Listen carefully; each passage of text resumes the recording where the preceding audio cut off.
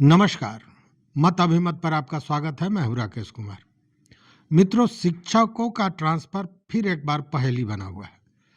पहेली क्यों मैं कह रहा हूं यह पूरी तरह बताऊंगा और शायद आप मेरी बातों से इत्तेफाक रखेंगे।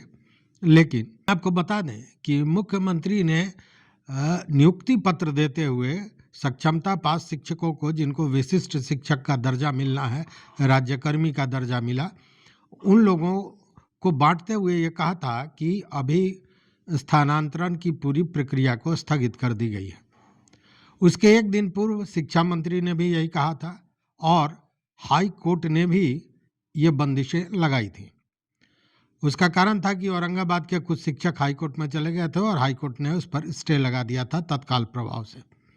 लेकिन फिर दूसरे दिन एक बैठक होती है। बैठक के बाद तय होता है कि वैसे शिक्षक जिनको अति आवश्यकता है ट्रांसफ़र की, स्थानांतरण की, जो किसी गंभीर बीमारी से ग्रसित हैं या विकलांग हैं, इस तरह की बहुत सी चीज़ें थी जिसको लेकर हुआ कि ट्रांसफ़र पॉलिसी में चेंज किया जाएगा और वैसे लोगों का जिनको बेहद ज़रूरी है ट्रांसफ़र का, उनका ट्रांसफ़र किया जाएगा।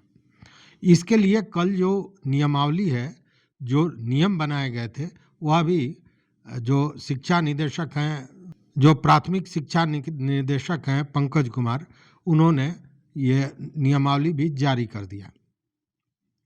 तो सबसे पहले तो ये जान लें कि नियमावली में है क्या। देखिए, जितने भी माध्यमिक शिक्षक हैं, उच्चतर माध्यमिक शिक्षक हैं या प्राथमिक शिक्षक हैं, अगर वो किसी विशेष समस्या से ग्रसित हैं, विशेष बीमारी से ग्रसित हैं या विशेष तरह का कारण है जिसके चलते उनका जो ट्रांसफ़र है वो ज़रूरी है, वैसे लोगों का ट्रांसफ़र होगा। इसके लिए 7 कैटेगरी जारी किया गया है और उस 7 कैटेगरी के जो शिक्षक होंगे उनका ट्रांसफ़र पोस्टिंग किया जाएगा। अब समझिए कि ये 7 जो ट्रांसफ़र पोस्टिंग है वो होना कब है। तो सबसे पहले तो मैं बता दूं कि 1 दिसंबर से 15 दिसंबर तक ई शिक्षा कोष पर इसको लेकर आवेदन किया जा सकता है। लेकिन वो कौन से 7 कैटेगरी के शिक्षक होंगे जो ये करेंगे?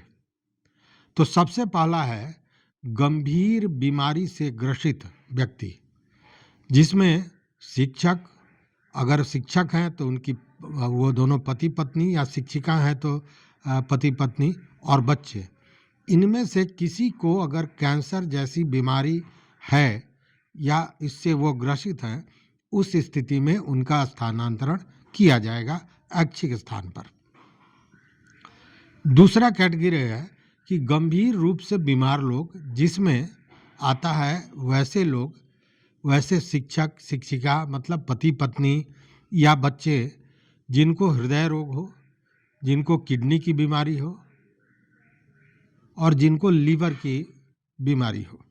मतलब इस तरह के गंभीर बीमारी से जो ग्रसित होगा, उन लोगों को भी ट्रांसफ़र पोस्टिंग का अवसर मिलेगा और वो आवेदन कर सकते हैं। तीसरा जो कैटेगरी बनाया गया है उसमें है दिव्यांग। तो दिव्यांग शिक्षक जो हैं वो भी इसके लिए इंटाइटेड होंगे कि वो आवेदन करें और उनका स्थानांतरण किया जाएगा। इसमें शिक्षक या शिक्षिका कोई भी हो, उसकी दिव्यांगता, मतलब इसमें शिक्षक के दिव्यांगता की बात है। इसमें बच्चे या परिवार के दूसरे लोग, या शिक्षक हैं तो पत्नी या शिक्षिका हैं तो पति, उनकी बात नहीं है। केवल शिक्षक या शिक्षिका जो स्वयं दिव्यांग हो, उनके लिए ये व्यवस्था दी गई है। चौथा कैटेगरी आता है ऑटिज्म का, या यूं कहें कि मानसिक रूप से अगर कोई बीमार है या मानसिक विकृति है, उस स्थिति में उनको दिया जाएगा। और इसमें पति पत्नी या बच्चे कोई भी अगर होगा तो वो लाभ जो स्थानांतरण का है उनको दिया जाएगा। उसी तरह और जो छठा कैटेगरी बनाया गया है वो पति पत्नी का बनाया गया है। मतलब कि अगर पति कहीं दूसरे जगह पदस्थापित हैं और पत्नी कहीं दूसरे जगह दूर पदस्थापित हैं, तो उनको ये अवसर मिलेगा कि पति पत्नी आसपास के स्कूलों में, आसपास के स्थल पे उनका स्थानांतरण किया जाए। और सातवां जो कैटेगरी बनाया गया है उसमें बनाया गया है वो कि जो ऐच्छिक स्थान है उससे अगर कोई वर्तमान में बहुत दूर पदस्थापित है तो वह नज़दीक आने के लिए इंटाइटल होगा और वो आवेदन कर सकेगा और उसके आवेदन के अनुसार उसका स्थानांतरण किया जाएगा। ये 7 कैटेगरी है। 7 कैटेगरी में हमने बताया एक कैंसर से प्रभावित, दूसरे बहुत गंभीर रोग से ग्रसित, तीसरे में आते हैं दिव्यांग, उसके बाद में ऑटिज्म के, और एक और भी इसमें सेगमेंट बनाया गया था विधवा या परित्यक्ता अगर शिक्षिका कोई है तो उसको। साथ में एक और बता दें जो ट्रांसजेंडर है वैसे लोगों को वही सुविधा मिलेगी जो महिला शिक्षिकाओं को मिलती है। अब जरा ये समझ लीजिए कि इसके लिए आवेदन कैसे करना है। ये मैं बहुत लंबा नहीं बताने जा रहा हूँ क्योंकि अन्य चीज़ों पर ज़्यादा आज बात करेंगे। इसके लिए e-शिक्षा-कोश.bihar.gov.in पर आपको लॉगिन करना है अपने शिक्षक आईडी से, और लॉगिन करने के बाद उसके डैशबोर्ड पर जब जाएंगे तो वहाँ पे है request for transfer on special ground, वहाँ क्लिक करेंगे तो बाएं साइड में 3 मेनू आएगा। उस मेनू में होगा एक ट्रांसफ़र एप्लीकेशन फॉर्म। जब उस पर आप क्लिक करेंगे तो OTP आपके उस नंबर पर आएगा जिससे आपका लॉगिन है, उसको वेरीफाई करेंगे और उसके बाद उस फॉर्म को भरेंगे। जैसे वो वेरीफाई करेंगे वो सारी आपकी जो पूरा विवरण है वो उस पर आ जाएगा। उसमें अगर कोई गलती है तो उसकी सुधार आप DO या DPO स्थापना के यहाँ जाकर अविलंब करा लेंगे, क्योंकि वो बड़ा महत्वपूर्ण है, क्योंकि वही आपका बायोडाटा है पूरी तरह से, या यूँ कहें कि आपका पूरा विवरण उसमें होता है, इसलिए उसमें गलती हो तो उसको तुरंत सुधार करा लेने की ज़रूरत है। अब एक चीज़ इसमें जो आया है वो है कि यहाँ भी आपको 10 विकल्प देने हैं। मतलब जो आप ऐच्छिक स्थल चाहते हैं उसको लेकर आपको 10 विकल्प देने हैं। लेकिन अगर आप 10 विकल्प नहीं दे पाते हैं किसी कारण से तो आपको 3 विकल्प देना अनिवार्य है। मतलब 3 विकल्प तो देना ही देना होगा। और अगर 10 विकल्प भी आप दे रहे हैं तो शुरू के 3 विकल्पों पर जो प्राथमिकता के आधार पर आपने दी है उसी पर ज़्यादा फोकस होगा कि वहीं आपका स्थानांतरण हो। किसी कारण से उस जगह पे स्थान नहीं है या भरा हुआ है सीट, उस स्थिति में चौथे, पाँचवें, छठे, सातवें विकल्प की तरफ कोई जाएगा। तो यह तो स्पष्ट है। लेकिन अब खेला कहाँ शुरू हो गया यह समझिए। कल का ही मामला है और कई लोगों ने इस पर टिप्पणी भी कर दी और कई लोग इसको लेकर ढूंढने भी लगे। देखिए, मैंने उस दिन भी कहा था कि जब स्थानांतरण को रोका गया था, स्थगित किया गया था, तो उसमें सबसे बड़ी बात क्या आई थी? वो सबसे बड़ी बात यह आई थी कि लगभग 40% वैसे शिक्षक थे जो स्थानांतरण चाहते थे और 60% वैसे थे जिन्होंने स्थानांतरण का विरोध किया था। तो इन 40% शिक्षकों को एक तरह से कहें कि ये लाभ, ये मौका मिलने जा रहा है। मौका इसलिए मिलने जा रहा है कि इसमें जो बीमार हैं, जो गंभीर रूप से बीमार व्यक्ति हैं, विकलांग हैं, इन लोगों को तो ये अवसर मिलना ही मिलना था। परित्यक्ता हैं या विधवा हैं उनको भी ये अवसर मिलना था।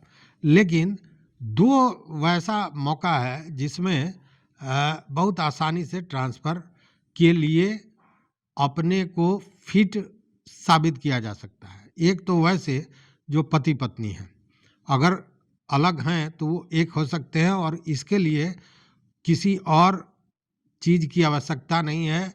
सीधे अगर पत्नी कहीं दूसरे जगह पोस्टेड है, पति कहीं दूसरे जगह पोस्टेड है, दूरी ज़्यादा है, उस स्थिति में दोनों को एक जगह लाने की व्यवस्था हो सकती है और ऐसी संख्या कम नहीं है। और उसके बाद वैसे लोग जो अपने ऐच्छिक स्थल से जहां वो चाहते हैं वहां से बहुत दूर पोस्टेड हैं, वैसे लोगों को ऐच्छिक स्थानांतरण का मौका मिल सकता है और उनसे आवेदन मांगा गया है। अब ये जो 40% है उसमें जो भी ऊपर के कैटेगरी के लोग हैं, जैसे बीमार हैं, विकलांग हैं, विधवा हैं, परित्यक्ता हैं, पति पत्नी हैं, इनको अगर छोड़ देते हैं तो बाकी के सारे लोग तो वैसे ही हैं इन 40% लोगों में जो चाहते थे कि स्थानांतरण हो। तो कहने का मतलब कि यह स्थानांतरण भी कोई गिन चुन कर होगा ऐसा नहीं समझ में आ रहा है। यह स्थानांतरण भी एक बड़ी संख्या में होने जा रही है या होगी, या यूं कहे कि अब क्या होगी नहीं होगी ये तो विभाग तय करेगा, लेकिन आवेदन बड़ी संख्या में आएंगे, इसमें कहीं शको शुबा नहीं है। क्योंकि ये कैटेगरी बना के सरकार ने एक तरह से जो स्थानांतरण नहीं चाहते थे उनको अलग कर दिया और स्थानांतरण चाहने वालों की स्थिति को ऐसा बना दिया कि वो स्थानांतरण करा सके। मतलब कि फिर एक बार दो भागों में शिक्षकों को विभक्त कर दिया है विभाग ने, एक वो जो स्थानांतरण चाहते हैं और एक वो जो स्थानांतरण नहीं चाहते हैं। तो जो नहीं चाहते हैं उनका स्थानांतरण नहीं होगा, उनके लिए सीधा फंडा है कि उनका स्थानांतरण होगा ही नहीं। और जो चाहते हैं उनको जो ये 7 कैटेगरी दिया गया है इसमें ये अवसर मिल जाएगा किसी न किसी कैटेगरी में, यह भी जानने वाली बात है। तो कहने का मतलब है कि सरकार ने बड़ी होशियारी से या विभाग ने बड़ी होशियारी से यह तय किया है और इसमें हंगामा भी नहीं होगा, और जो ऐच्छिक स्थानांतरण चाहते हैं और इन कैटेगरी में से किसी कैटेगरी के हैं तो उनको ये अवसर मिलेगा। और ये बहुत यूं कहें कि सोची समझी और एक सरल ढंग से इन चीज़ों को, स्थानांतरण के चीज़ों को कैसे निकाला जा सकता है उसका एक बेहतर तरीका विभाग ने ढूंढ लिया है। अब जो नहीं चाहते हैं उनको भी कोई परेशानी नहीं और जो चाहते हैं उनके लिए विकल्प खुल गया है। तो अगर आप चाहते हैं और इस किसी कैटेगरी में से हैं तो अभी 1 तारीख से 15 तारीख तक जो आवेदन ऑनलाइन लिया जाएगा ई शिक्षा कोष पर, उस पर जाकर आप आवेदन भर सकते हैं। 10 विकल्प देने हैं लेकिन 3 विकल्प जरूरी है। अच्छा, ये जो विकल्प देना है उसमें आपको पहले जिला चयन करना है, फिर प्रखंड चयन करना है और उसके बाद पंचायत या नगर पंचायत होता है वो आपको सेलेक्ट करना है या चयन करना है प्राथमिकता के आधार पर। तो इन सारी चीज़ों का ध्यान रखते हुए आप भी आवेदन कर सकते हैं। और यह भी कहा जा सकता है कि बड़ी होशियारी से विभाग ने इन चीज़ों को सामने रखा है, लेकिन देखना यह है कि इसका असर या इसकी प्रतिक्रिया किस रूप में आती है, यह देखने वाली बात होगी। तो इस वीडियो में बस इतना ही। देखते रहिए मत अभिमत। मित्रों, चैनल पर नए हो तो निश्चित रूप से सब्सक्राइब कीजिए, लाइक कीजिए, दोस्तों के साथ शेयर कीजिए और इन सारे चीज़ों पर अपना विचार, चूँकि आपके विचार बड़े महत्वपूर्ण होते हैं, तो अपने विचार जरूर दीजिए, हमें इंतजार होगा। बहुत बहुत धन्यवाद, बहुत बहुत धन्यवाद।